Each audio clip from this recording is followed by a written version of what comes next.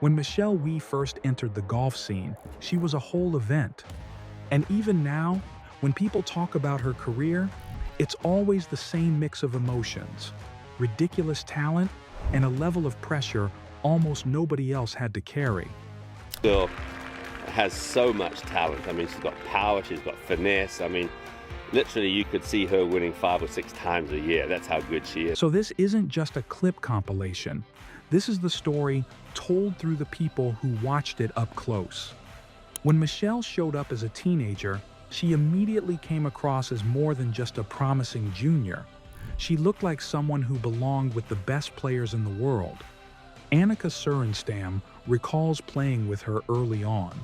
And it's not vague praise. It's real admiration for her swing, her power, and her wedge play. She's had a great career to start with. I think, I played with her quite a few times when she was, 13, 14, maybe 15. I played with her in the last group at, what's it called now? The Chevron Championship. It was Dinah Shore at the time. I played with her in the last group. To have an amateur, to have a teenager at that time, that was really impressive. She hit the ball a long ways. I remember her swing was just, it was really very powerful, especially her wedge game. She just put a lot of spin on the ball, and being 6 foot, something like that, I was like, wow, this girl got it. So, and like I said, she still had a great career in many ways, but maybe other people thought she would do more, but it's hard to win out here. She won the U.S. Open, as you know, and other events, so she's been great for the game. Do you think? And if you're wondering what that talent turned into on paper, she ended up with 5 LPGA wins, including the 2014 U.S. Women's Open. But before all that, there was something that almost crushed her. The media pressure around Michelle was constant, and it started when she was basically still a kid. Christina Kim says it with honesty. The criticism was harsh and relentless, and she didn't feel like the media kept any faith in Michelle, even though the talent was obvious. Single person in the media that, maintained the faith, if you will, which I found very, very hard. Because, I have friends in the media, and I knew where Michelle was going to be. I knew she was going to be on top of the world. I knew she was going to win, not a major, but she's going to win multiple majors. And, I was sitting there, I'm like, for God's sake, she's 21 years old. Like, what were you doing at 21? You were trying to put a sentence together and get it put in your university's newspaper. That matters because it explains why her career didn't follow the typical prodigy to superstar script. Her talent was basically put under a microscope, and dealing with that is tough for anyone, let alone a teenager. And then the injuries started stacking up, which changed everything, especially for someone whose whole identity got tied to being the next big thing. David Ledbetter makes a really honest point here. She was a prodigy, she had setbacks, and there was a stretch where she probably lost her passion for the game. Here's a girl who really was a prodigy and had a number of setbacks with injuries, and actually I would probably have to say up to a couple of years ago she probably lost the passion for playing. She had some decent results, won a couple of events on the LPGA Tour, and we all know about how she was attempting to play the men's tour. And here's another detail that explains a lot.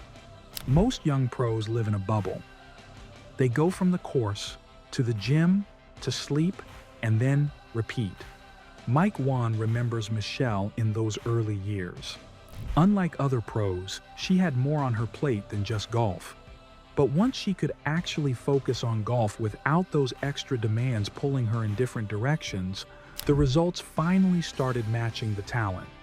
When I joined the tour in 2010, for my first 3 or 4 years, all I ever saw Michelle with was a book, a highlighter, and headphones. She was always studying, while the rest of us were focused 100% on golf. And I think what's happened in the last year and a half is we're seeing Michelle Wie with no distractions. And I don't want to call Stanford a distraction. Going to Stanford and still being a top 20 player in the world is pretty impressive. But what's really happened is when she's put her full attention to the game of golf, we're seeing the kind of potential that we all knew. When Michelle finally started putting it together consistently, other players weren't surprised. They sounded relieved. Lexi Thompson says it was only a matter of time. I think the breakthrough for her was just getting more consistent with her game and then dropping a lot more putts last year. She played amazing. It was all a matter of time. She's a very hard worker and she's got a strong game. It's only a matter of time before she broke through. Stacy Lewis adds a layer that's easy to overlook. She thinks college helped Michelle figure out who she was, and that helped her golf. She went to college, she learned who she was, she took control of her golf game, she knows how to practice, she knows that in her off weeks she can just go back to Florida or go wherever she wants to go, hang out with her friends for a couple days, then get to work and go to a tournament. You know, she knows how to manage her time and what makes her player best. Happy that plays golf but has a life as well.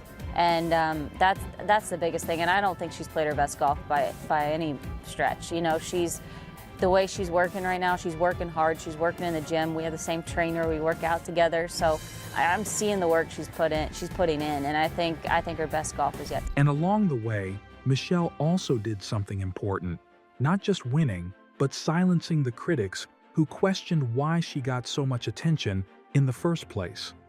Everybody wrong, to prove everybody that kind of doubted her, that why are you getting all this attention? You know, you don't deserve it, you haven't done anything. And she went out there and proved everybody wrong. That's the best way to describe the 2014 U.S. Women's Open. It wasn't just a trophy. It was validation that Michelle had craved for a long time. And here's what's cool about the post-peak Michelle chapter. She's become the kind of voice younger players actually listen to. Yana Wilson says Michelle told her something simple, but honestly rare in pro golf advice. I was pretty close with Michelle before, just from Mizuho and previous experiences. So just seeing her again and being able to see her more is really special. Yeah, and yesterday we all got to ask her a question after our little meeting, and I asked her kind of how life was being on tour as a rookie. And she gave me some good advice saying, you know, don't let golf take over your whole life. And I kind of felt that in a way these last two events. So I'm really just trying to focus on that now after she gave me that advice. Michelle stepped away from full-time golf after the 2023 U.S. Women's Open. But in 2026, she returned to compete again as she aims for one more U.S. Women's Open appearance. So the story isn't what could have been anymore. It's how rare it is to have that much hype, that many setbacks, still win a U.S. Women's Open, and then come back to the arena on your own terms. When people are asked about Michelle Wie West, they keep coming back to the same truth. The talent was never the question. The pressure was brutal. And the fact she still carved out a career with a major title and a real legacy deserves respect.